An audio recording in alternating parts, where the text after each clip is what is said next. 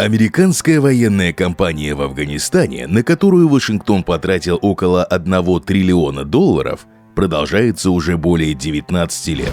За это время там погибло примерно 2300 солдат США, 20 тысяч было ранено, а афганская сторона потеряла 500 000 человек. В конце 2019 года Вашингтон-Пост опубликовала сборник правительственных документов США под названием «Afghanistan Papers», в который вошли интервью американских военных специалистов. Большинство из них, включая многих официальных лиц США, признали, что американцам не выиграть эту войну. Более того, согласно опросам, большинство граждан США считают эту военную кампанию провальной.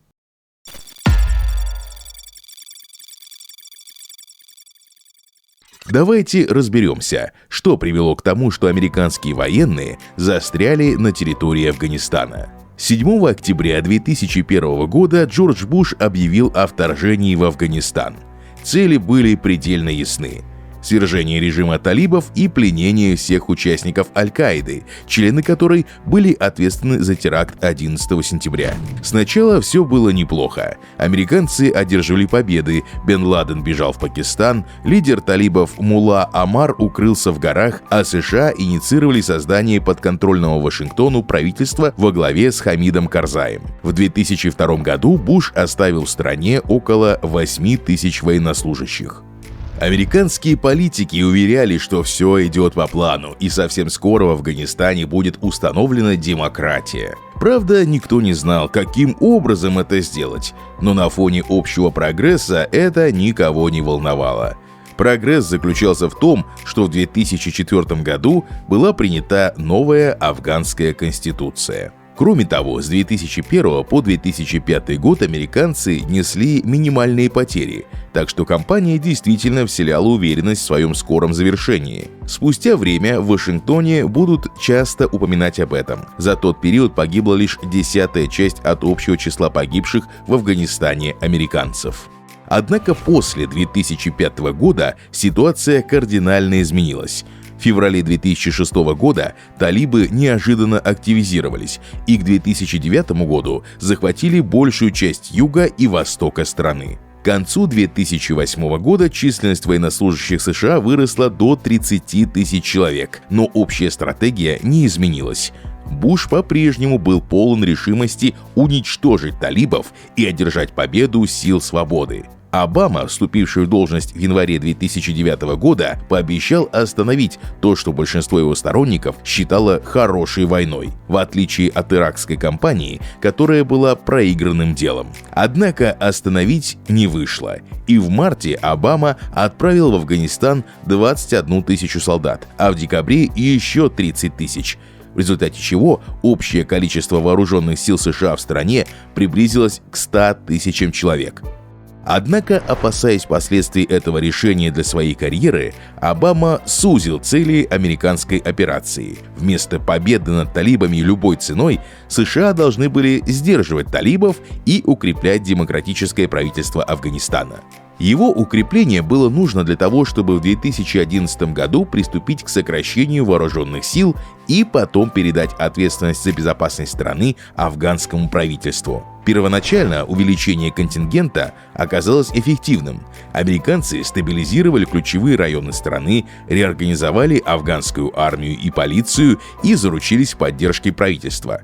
Но эти плюсы не смогли перевесить минусы. С 2009 по 2012 год было убито более 1500 американских солдат, а более 15 тысяч получили ранения. Это больше, чем за все остальные годы войны вместе взятые. В разгар активизации операций против талибов и наращивания темпов увеличения контингента США тратили в Афганистане примерно $110 миллиардов в год, что примерно на 50% больше, чем ежегодные федеральные расходы США на образование. К 2013 году для борьбы против талибов американцы поставили под ружье 350 тысяч афганских солдат и полицейских. Однако они были малоэффективны, так как их руководство было крайне коррумпировано и во всем зависело от офицеров и советников ВВС США. Осенью 2015 года талибы перешли в наступление, что стало одним из решающих событий войны. В провинции Кундуз 500 талибов разгромили около 3000 афганских солдат и захватили столицу. Одновременно с этим 1800 боевиков захватили провинцию Гельмент, уничтожив примерно 4500 афганских солдат. К 2016 году талибы удерживали максимальное количество территорий, а правительство Афганистана было слабее, чем когда-либо с 2001 года. Обама оставил в Афганистане контингенты в составе 10 тысяч человек, а пришедший к власти Трамп объявил об его увеличении до 14 тысяч человек. Но война оказалась не таким популярным делом, и в 2018 году Трамп инициировал переговоры с талибами. Однако переговорный процесс столкнулся с рядом проблем.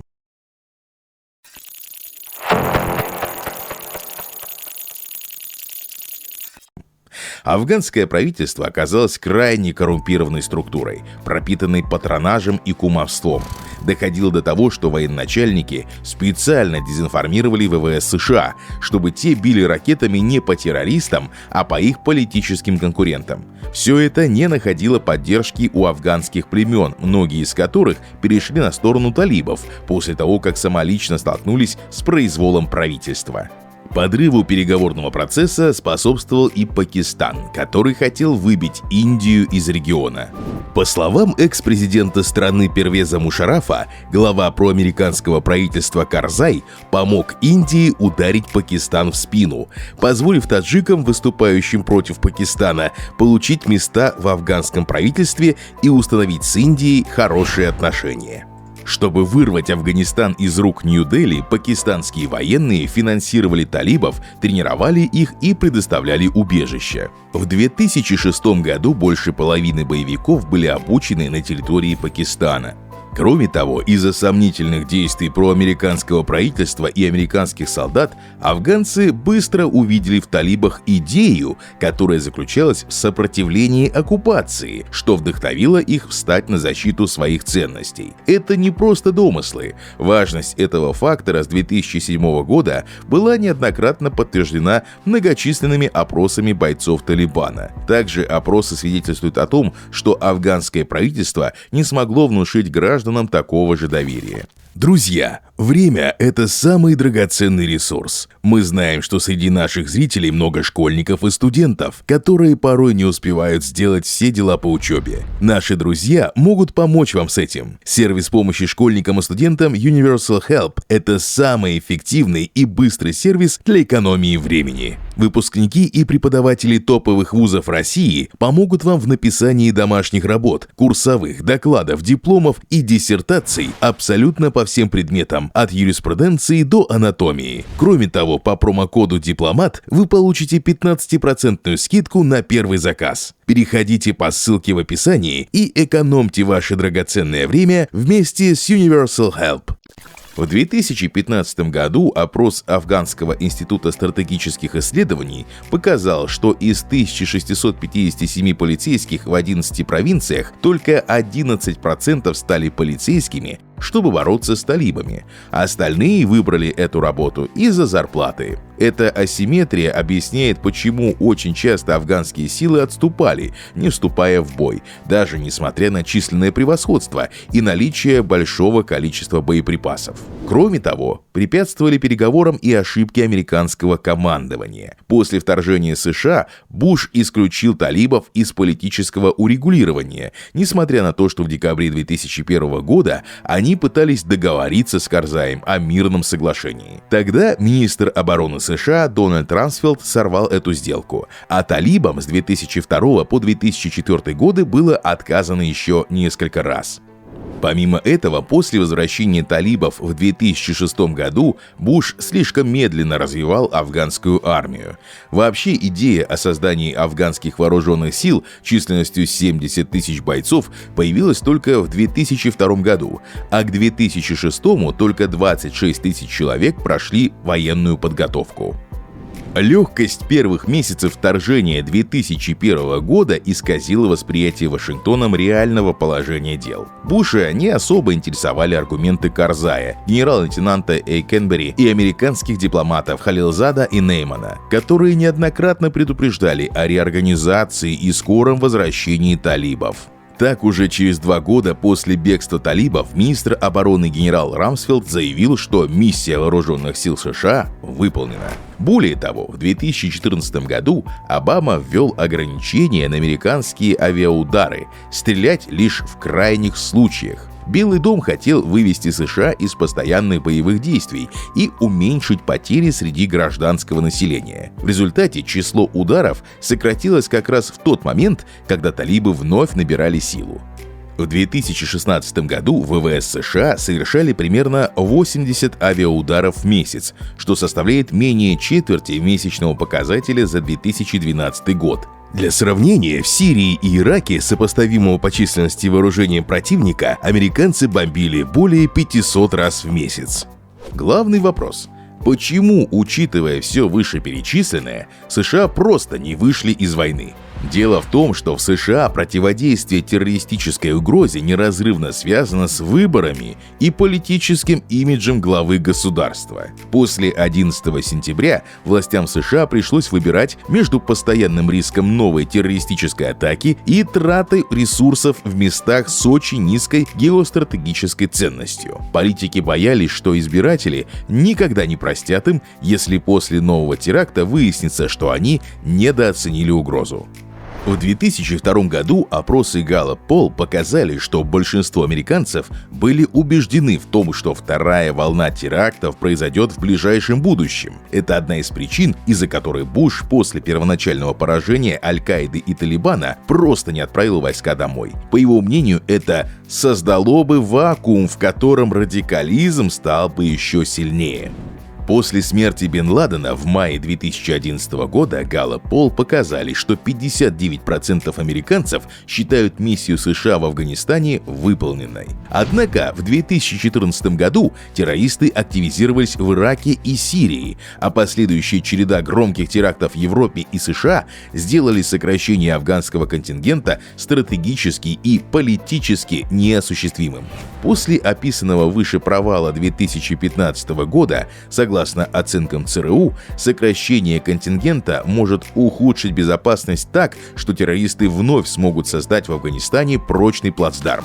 Как мы помним, Трамп инициировал переговоры с талибами, предложив график полного вывода американских войск в обмен на участие талибов в переговорах с афганским правительством. Даже в ходе этой дипломатической игры Трамп, по сути, разрывался между своими обещаниями положить конец бесконечным войнам и противостоянием возможной террористической угрозе, пропуск которой стоил бы ему всей построенной ранее политической карьеры. Поэтому, когда талибы резко усилили свои атаки и убили американского солдата, Трамп сразу же отменил переговоры, оставив американских солдат в Афганистане. Однако после того, как Байден стал президентом, он объявил о полном выводе американских войск из Афганистана к 11 сентября 2021 года. «Пора положить конец самой продолжительной войне Америки», — заявил он. По словам представителя Белого дома, войска США будут выведены независимо от прогресса мирных переговоров внутри Афганистана. Однако Америка будет продолжать оказывать помощь афганским вооруженным силам. В свою очередь, Талибан заявляет, что не будет участвовать в переговорах о будущем Афганистана до тех пор, пока все иностранные войска не будут выведены из страны. Независимо от того, смогут ли американцы уйти из Афганистана, необходимо отметить одну важную вещь. Результаты внешней политики определяются способностью ставить задачи на основе здравого сопоставления собственных интересов и международного контекста. 20 лет назад решение США о начале военной интервенции в Афганистане было продиктовано иллюзиями, оценкой собственного военного и экономического могущества как способного на реализацию любой задачи без относительно воздействия таких категорий, как история и география. Результатом стало стратегическое поражение Соединенных Штатов в Афганистане, масштабы влияния которого на международную систему еще предстоит оценить. Большое спасибо за просмотр. Пожалуйста, оцените это видео и поделитесь им с друзьями. Также по ссылке в описании вы можете перейти в наш Telegram или оформить спонсорскую подписку и получить доступ к эксклюзивному контенту, стримам, еженедельным дайджестам и уникальным документам. До новых встреч!